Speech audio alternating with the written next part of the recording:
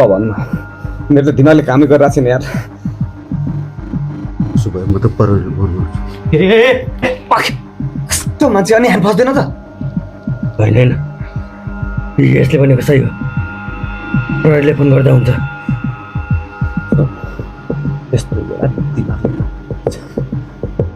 पहिले दिमाग पुगेन भने सारा जिन्दगी जेल हुन्छ।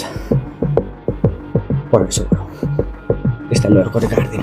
होइन होइन हुँदैन, गाड्नु चाहिँ हुँदैन। गाड्नु चाहिँ हुन्न, यदि गाड्यो भने त्यहाँ हामी अप्ठ्यारोमा पर्न सक्छ। खोइ म फेरि पुलिसलाई फोन गर्छु, किनकि मैले मारेको पनि त होइन। ए भनेपछि मैले मारेको? तैँले कहाँ मारेको हुनुपर्छ?